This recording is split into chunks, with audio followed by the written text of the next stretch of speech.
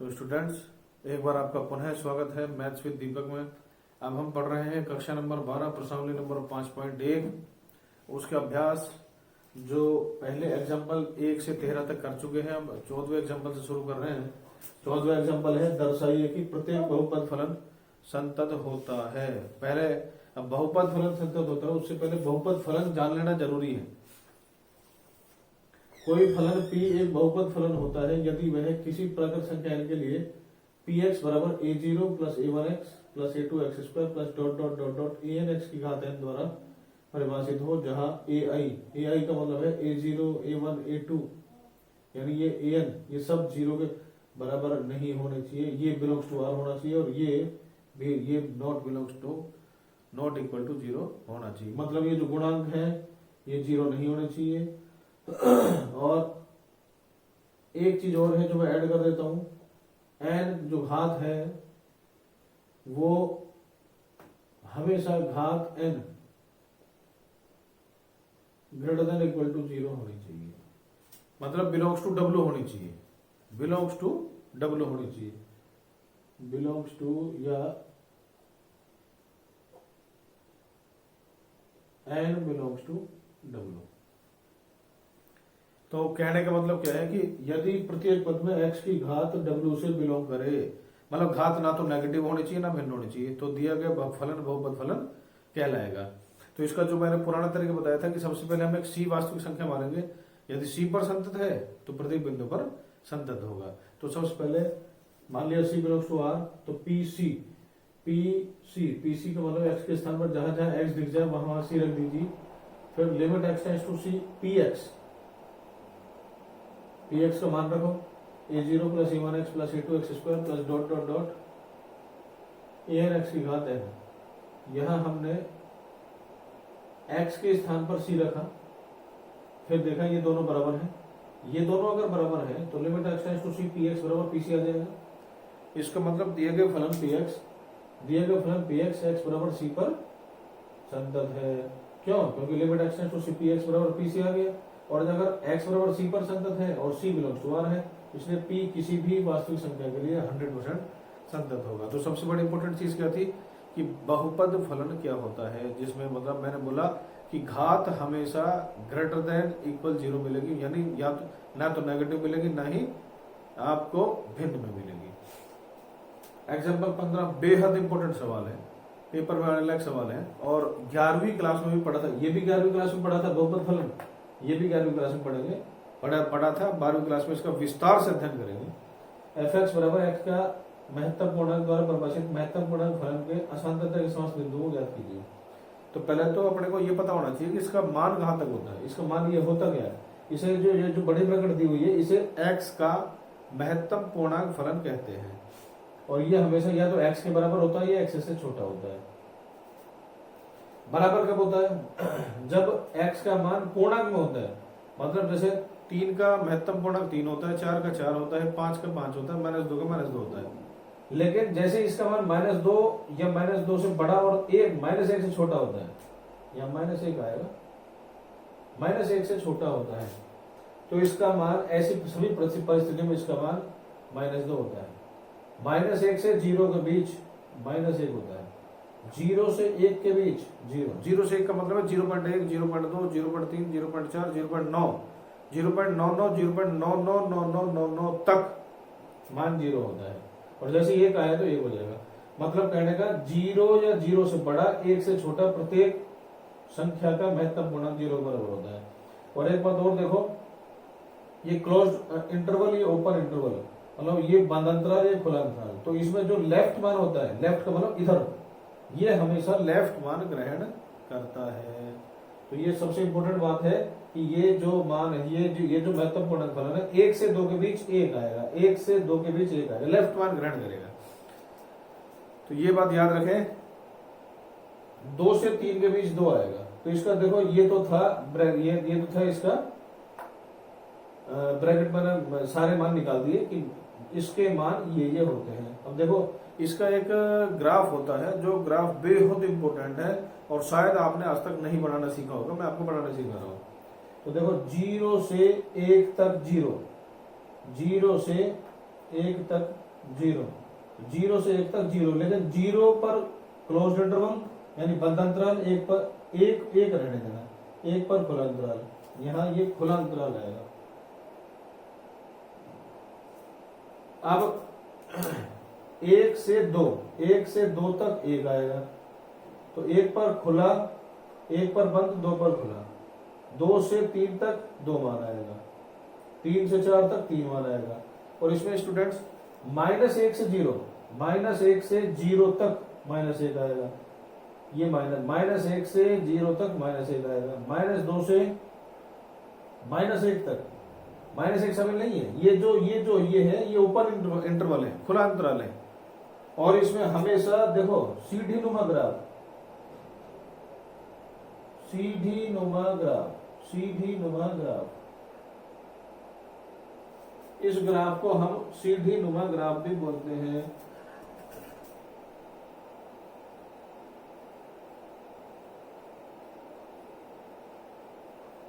सीढ़ी नुमा ग्राफ भी बोलते हैं। तो याद रखना स्टूडेंट्स, महत्तम पूर्णांक फलन का ग्राफ सीढ़ी नुमा ग्राफ कहलाता है। और इन सभी बिंदुओं पर, इस पर, इस पर, इस पर, इस पर, इस पर, इन सभी बिंदुओं पर हमें कलम उठाने की आवश्यकता पड़ेगी। और जैसे मैंने आपको पहले बताया था कि जिन बिंदु पर कलम उठाने की आवश्यकता पड़ती है उन सभी बिंदु पर दिए गए फलन संतत कभी भी नहीं होगा। तो देखिए f सभी वास्तविक संख्याओं के लिए परिभाषित है, फलन के आलेख से प्रतीक होता है कि फलन x के सभी पूर्णांक मानों के लिए असंतत है।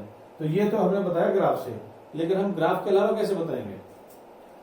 स्थिति फर्स्ट है, माना c एक ऐसी वास्तविक संख्या है जो किसी भी पूर्णांक मान के बराबर नहीं है। पूर्णांक मान के बराबर नहीं है तो मतलब एक और चीज अलग से बता रहा हूं जो आपको याद रखनी है। जैसे पूर्णांक मान के बराबर नहीं है 1.5, तो 1.5 प्लस h और 1.5 माइनस h।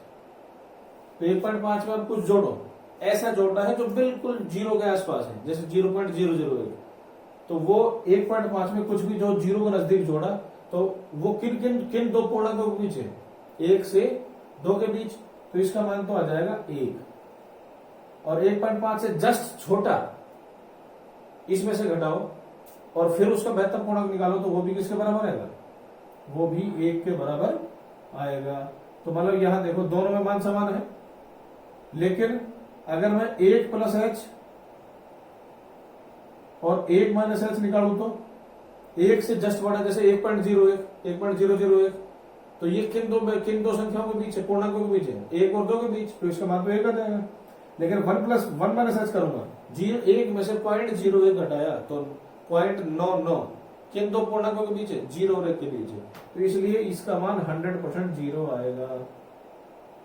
ये जो दो मैंने आपको चीजें बताई, जैसे इसका उपयोग देखिए, पूर्णांक मान के बराबर नहीं है तो यानी यहां से ये उठा लो आप, तो FC भाई fx बराबर क्या है अपने पास? fx बराबर है x का महत्तम पूर्णांक। तो FC, x की जगह c रख दीजिए, c का महत्तम पूर्णांक, limit x tends to c fx का मान x का महत्तम पूर्णांक, x की जगह c रखोगे, ये दोनों बराबर आ जाएंगे। अतः प्रदत्त फलन उन सभी वास्तविक संख्याओं के लिए संतत है जो पूर्णांक नहीं है। जैसे ये मैंने 1.5 बताया, 1.5 की दाईं सीमा भी 1 के बराबर है, 1.5 की बाईं सीमा भी 1 के बराबर है। तो ये बात याद रखेंगे, जहां मान पूर्णांक के बराबर नहीं है, दिया गया फलन उन सभी बिंदुओं के लिए संतत होगा। जैसे देखिए स्थिति सेकंड माना c बिलोंग्स टू z, अतः हमें एक ऐसी पर्याप्त है छोटी वास्तविक संख्या r का मतलब यहाँ मैंने h लगा रखा है, आप r भी प्रयोग में ले सकते हैं और h भी प्रयोग में ले सकते हैं, प्राप्त कर सकते हैं। जहां c माइनस r, देखो ये c माइनस r का मतलब ये है, 1 में से घटाया कुछ भी और उसका महत्तम पूर्णांक निकाला तो 1 माइनस 1 आ गया, 1 में जोड़ा तो मतलब c प्लस h को तो c लिख देंगे, c प्लस r लिख दो या h लिख दो, इससे कोई फर्क नहीं पड़ता। तो c प्लस r को तो c लिख देंगे और c माइनस r को यानी 1 माइनस h को 1 माइनस 1 लिख दो, 2 माइनस h को 2 माइनस 1 लिखता, 3 माइनस h को 3 माइनस 1 लिखता, तो c माइनस r को c माइनस r लिख दोगे। ये बेहद इंपॉर्टेंट चीजें हैं दोनों। तो इसके बाद क्या करेंगे? दाई सीमा बराबर है c के, देखिए fx, x की जगह c प्लस h रखो, c प्लस h हमने यहां भी रखा तो ये c प्लस h आ गया। c प्लस h का महत्तम पूर्णांक किसके बराबर होता है? c प्लस h का महत्तम पूर्णांक c प्लस h का महत्तम पूर्णांक c के बराबर होता है।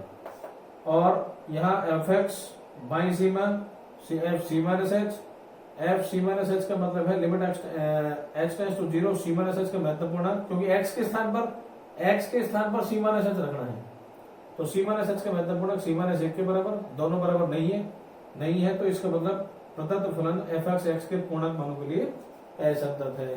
तो स्टूडेंट्स ये भी बेहद इंपॉर्टेंट सवाल है।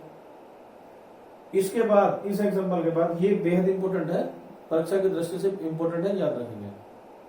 प्रमेय नंबर 1 पेज नंबर 170 पर कहती है कि मान लीजिए एफ तथा जी दो ऐसे वास्तविक फलन हैं जो एक वास्तविक संख्या सी के लिए संतत है। मतलब जब एफ और जी संतत है तो एफ प्लस जी भी उसी बिंदु पर संतत होगा, एफ माइनस जी भी उसी बिंदु पर संतत होगा, एफ गुणा जी भी उसी बिंदु पर संतत होगा, लेकिन एफ बटा जी भी उसी बिंदु पर संतत होगा बशर्ते g x not equal to zero, not equal to zero, मतलब हर जीरो नहीं होना चाहिए। एक्स के स्थान पर सी रखो या जी सी कह दो आप, यहाँ जी सी जीरो नहीं होना चाहिए। तो जैसे एक और मतलब अगर एफ और जी किसी भी बिंदु पर संतत है तो एफ प्लस जी, एफ माइनस जी, एफ गुणा जी और एफ बटा जी उन सभी बिंदु पर संतत होंगे जहां पे परिभाषित होंगे। टिप्पणी एक और है इसी में, यदि एफ एक्स बराबर लैम्बडा मान लिया मैंने तो एफ डॉट जी एक्स बराबर लैम्बडा डॉट जी एक्स बराबर लैम्बडा डॉट जी एक्स द्वारा परिभाषित फलन लैम्बडा डॉट जी भी एक संतत फलन होगा। कहने का मतलब क्या है कि यदि एफ संतत है तो 2f, 3f, 4f, 5f, 6f भी उसी बिंदु पर संतत होगा। और विशेष रूप से लैम्बडा बराबर -1 रख दो, -1 अगर मैंने रख दिया तो मतलब एफ संतत है तो -f भी संतत होगा, 2f भी संतत होगा, 3f भी संतत होगा, ऐसा ये टिप्पणी बोल रही है। और यदि एफ एक्स बराबर लैम्बडा हो तो एफ एक्स बटा जी एक्स बराबर लैम्बडा बटा जी एक्स फलन होता है जहां g x not equal to zero, ये भी संतत फलन होता है। यहां संतत हो रहा है जहां जी एक्स जीरो नहीं होना चाहिए। विशेष मतलब कहने का मतलब क्या है कि यदि इसको कोई नाम दे दूं मैं, मतलब जी एक्स संतत है तो 2 बटा जी एक्स, 3 बटा जी एक्स, 4 बटा जी एक्स, 5 बटा जी एक्स, या यूं कह दो 1 जी एक्स भी उसी बिंदु पर संतत होगा। मतलब जी एक्स संतत है तो उसका उल्टा भी संतत होगा, और उसका उल्टा होने के साथ साथ 2 बटा जी एक्स, 3 बटा जी एक्स, 4 बटा जी एक्स भी संतत होगा। इसी के ऊपर एक एग्जांपल है, एग्जांपल नंबर 16 सिद्ध कीजिए कि प्रत्येक परमेय फलन संतत होता है। अब जैसे मैंने वहां पढ़ा था बहुपद फलन, यहाँ है परमेय फलन। तो परमेय संख्या क्या, अपन ने कक्षा नंबर 8 में पढ़ी थी, परमेय संख्या क्या होती है? वह संख्या जो अंश बटा हर के रूप में लिखी जाती है। तो यहाँ अंश बटा हर के बजाय अंश में परमेय फलन, अंश में बहुपद फलन बटा हर में बहुपद फलन। तो एक प्रत्येक परमेय फलन निम्नलिखित रूप का होता है। किस रूप का? एफ एक्स बराबर पी एक्स बटा क्यू एक्स, मतलब ऊपर भी बहुपद नीचे बहुपद, लेकिन शर्त क्या है कि क्यू एक्स जीरो नहीं होनी चाहिए। तो स्टूडेंट्स थोड़ा सा मतलब लंबा सवाल हो जाएगा ये। कैसे हो जाएगा? पहले तो यहाँ एफ का प्रांत उन सभी बिंदुओं को छोड़कर जिन पर क्यू शून्य है समस्त वास्तविक संख्या है। पहले तो प्रांत बताओ, प्रांत के बाद प्रांत का मतलब, प्रांत का असली मतलब क्या होता है? प्रांत का मतलब है कि दिए गए फलन किन बिंदुओं पर परिभाषित है। तो हमें हर सवाल में जिसमें संतत बताना है उसमें ये तो बताना है कि दिए गए फलन किन बिंदुओं पर परिभाषित है और किन पर नहीं है, मतलब बाकी सबों पर परिभाषित नहीं होगा। तो पी एक्स क्यू एक्स दोनों बहुपद फलन है, वह दोनों संतत है। प्रमेय नंबर 1/4। अच्छा एक चीज और, इस ऊपर पी एक्स और क्यू एक्स एग्जाम्पल 14 से संतत दिखाने हैं। ये जो एग्जाम्पल 14 है ये हमने जो पी एक्स संतत दिखाया सेम इसी प्रोसीजर से, मतलब पहले तो इस सवाल में पहले तो पी एक्स यहां से और यहां तक संतत दिखाना है, फिर इसी तरह क्यू एक्स A0 A1 की जगह B0 B1 मान लेना, B0 B1 B2 मानकर ये पूरा यहां से और यहां तक ये भी संतत दिखाना है। पहले पी एक्स संतत दिखाना है, फिर क्यू एक्स संतत दिखाना है, उसके बाद लिखना है क्योंकि पी एक्स और क्यू एक्स दोनों बहुपद फलन है, वे दोनों संतत है। अतः प्रमेय नंबर 1 के भाग 4 द्वारा, तो प्रमेय नंबर 1 के भाग 4 का मतलब ये भाग 4 अपने को ऐसा नहीं लिखना है, पेपर में ये लाइन पूरी लिखनी है कि हम जानते हैं कि यदि एफ और जी दो वास्तविक संख्या सी पर संतत है तो एफ बटा जी भी एक्स बराबर सी पर संतत होगा, अर्थात पी एक्स बटा क्यू एक्स भी संतत होगा, और अगर ये दोनों संतत है तो एफ एक्स भी एक संतत फलन होगा। तो स्टूडेंट्स इसी के साथ आपका एग्जाम्पल नंबर 16 भी कंप्लीट होता है। अब हम अगले पेज में एग्जाम्पल नंबर 17 में मिलेंगे। स्टूडेंट्स, एक बार पुनः आपका स्वागत है मैथ्स विद दीपक में। हम पढ़ रहे हैं कक्षा नंबर 12 प्रश्नावली नंबर 5.1 के शेष उदाहरण जो बच रहे हैं। आज हम एग्जाम्पल नंबर 17 से शुरू करेंगे। एग्जाम्पल 17 में साइन फलन के सातत्य पर विचार कीजिए। तो स्टूडेंट्स, साइन फलन में सबसे पहले तो मैंने जैसा आपको पहले बताया था, दोबारा बता रहा हूं कि सबसे पहले उन बिंदुओं पर चर्चा कीजिए जिन पर वो फलन परिभाषित है। तो परिभाषित तो आप जानते हो, साइन के मान सदैव -1 से 1 के बीच रहते हैं और -1 से 1 के बीच जितने भी मान होते हैं वो सब परिभाषित होते हैं। तो सबसे पहले तो हमने लिखा f(x) बराबर sin x सभी वास्तविक संख्याओं के लिए परिभाषित है। वास्तविक संख्याओं के लिए परिभाषित है। उसके बाद मैंने बोला कोई एक बिंदु C ले लीजिए बिलोंग्स टू R, और अगर C पर परिभाषित है या C पर संतत है तो दिया गया फलन प्रत्येक वास्तविक संख्या के लिए संतत होगा। तो इसमें क्या करें, इसमें एक काम और कीजिए, इसमें या तो दाई या बाई सीमा रखे चलिए। तो मैंने x बराबर C+h रखा, माना C belongs to R, x बराबर C+h रखने पर जहां x टेंड्स टू C है और x टेंड्स टू 0 है, तो limit x tends to C f(x), x की जगह C+h रखा, f(x) की जगह sin x, अब x के स्थान पर C+h रखा तो x टेंड्स टू 0 हो जाएगा, x की जगह C+h। अब sin a प्लस b का फॉर्मूला लगाना है। तो sin a प्लस b का फॉर्मूला लगाया तो sin a cos b plus cos a sin b, यहाँ sin c कांस्टेंट है अलग रखा, cos h, cos c constant है अलग रखा, sin h। तो x की जगह 0 रखा, cos 0 का मान 1 होता है, sin 0 का मान 0 होता है, ये बन गया sin c। तो sin c किसका मान है, वैसे आप लिख सकते हो अगर ऊपर चाहो f c बराबर sin c। तो sin c f c के बराबर है ही, तो limit x tends to c f(x) बराबर f c। इसका मतलब दिया गया फलन f एक संतत फलन है, क्योंकि ये मैंने आपको परिभाषा नंबर 1 में बताया था कि फलन संतत तभी होगा जब limit x tends to c f(x) बराबर f c का होगा। इसके बाद देखिए, इसमें एक और बता दूं कि साइन की तरह कोसाइन फलन के सातत्य को भी प्रमाणित किया जा सकता है, बिल्कुल इसी तरह। एग्जांपल 17 से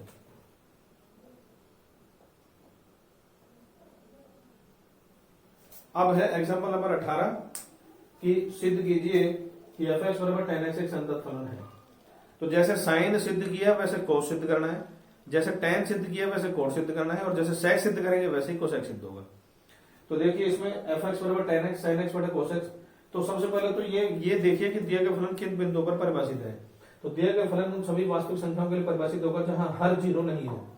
हर 0 cos 0 कहां पर होता है, π/2 पर, 3π/2 पर, 5π/2 पर, मतलब जहां 90 का जो गुणांक है विषम गुणांक, 90 डिग्री का विषम गुणांक मतलब 90 के बाद 270, 270 के बाद 450, मतलब π/2 का विषम गुणांक, π/2 का 1 से गुणा, 3 से गुणा, 5 से गुणा, 7 से गुणा।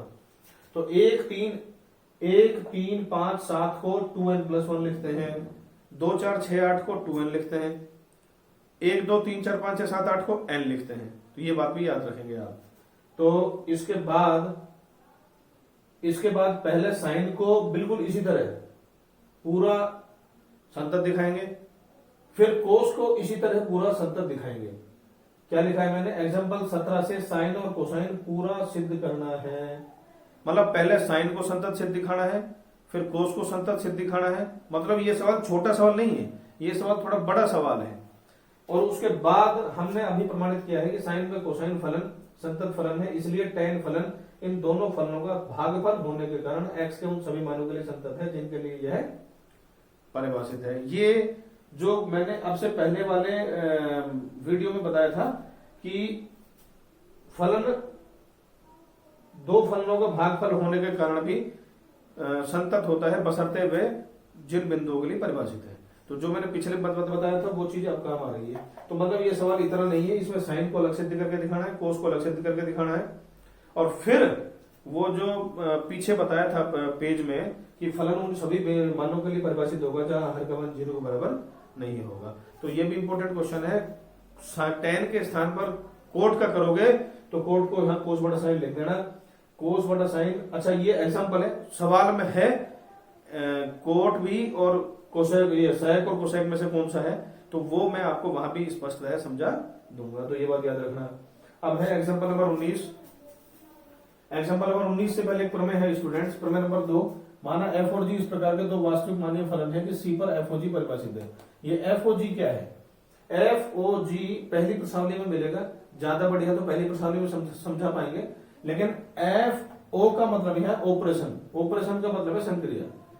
एफ ओ जी एक्स को एफ जी एक्स लिखेंगे, मतलब ओ को हटाकर ब्रैकेट लगानी है। तो इसका यूज मैं आपको थोड़ी देर बाद बताऊंगा। अभी इसी एग्जांपल में सी पर एफ ओ जी परिभाषित है, यदि सी पर जी और जी सी पर एफ संतत है तो सी पर एफ ओ जी संतत होगा। या इसको मैं दूसरे शब्दों में, छोटे शब्दों में कह दूं कि यदि एफ एक्स और जी एक्स दोनों ही संतत फलन है तो इन दोनों को संयुक्त फलन एफ ओ जी या जी ओ एफ भी 100% दोनों संतत होंगे। जैसे देखिए एक एग्जांपल है, एफ एक्स बराबर साइन एक्स स्क्वायर परिभाषित फलन एक संतत फलन है। तो पहले तो ये देखिए साइन के बाद चाहे कोई सी भी डिग्री हो तो परिभाषित तो होगा ही होगा। तो दिए गए फलन प्रत्येक वास्तविक संख्या के लिए परिभाषित है।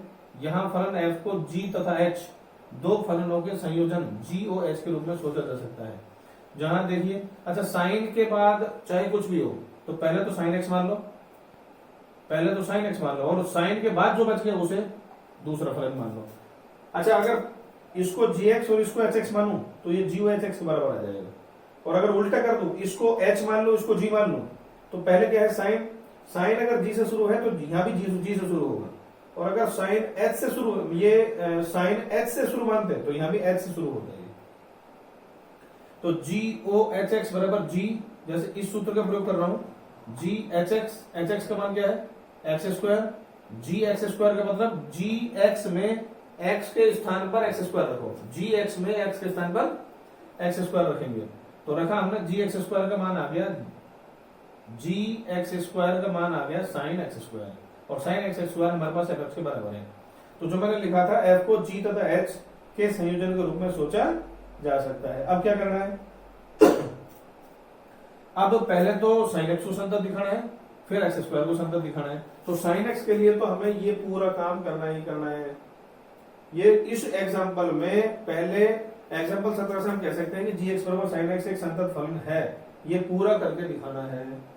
उसके बाद जैसे हम एग्जाम्पल नंबर 1, 2, 3 करते आए हैं वैसे एच एक्स को करना है। एच एक्स में क्या करेंगे? माना c belongs to R, h c बराबर सी स्क्वायर। इसमें एक चीज और लिखनी है कि एच प्रत्येक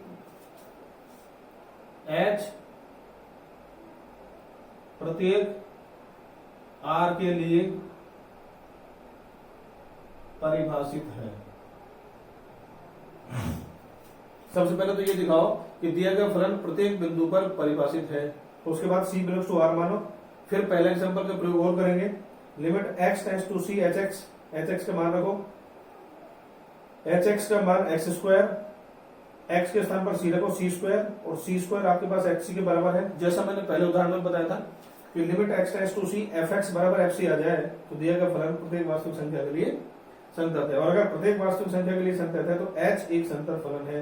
पहले जी एक संतत फलन था एग्जांपल 17 से, यहाँ एच फलन है तो जी और एच दोनों ही संतत फलन है, इसलिए दोनों का संयोजन जी ओ एच एक्स बराबर एफ एक्स भी एक संतत फलन होगा।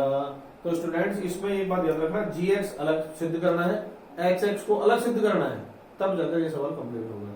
मतलब आप पेपर में इस तरह मत लिखे ना कि एग्जांपल 17, आपको पेपर में पूरा करके दिखाना है।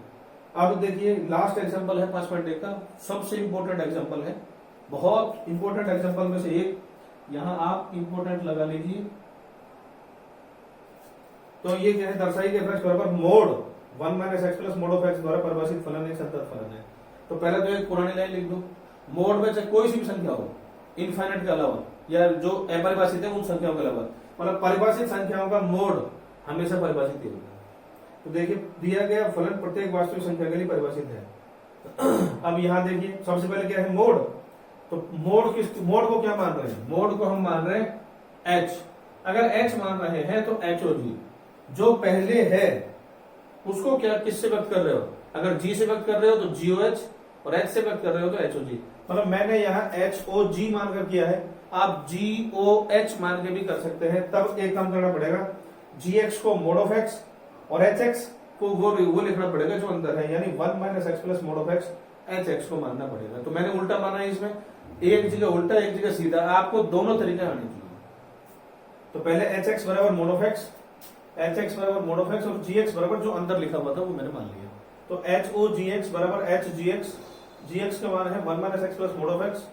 और अब एच एक्स, एच ब्रैकेट में जो भी है वो एक्स मानो, एच एक्स का मतलब क्या है मोड ऑफ एक्स, तो ये मोड के अंदर आ जाएगा, यानी एच ओ जी एक्स बराबर एफ एक्स।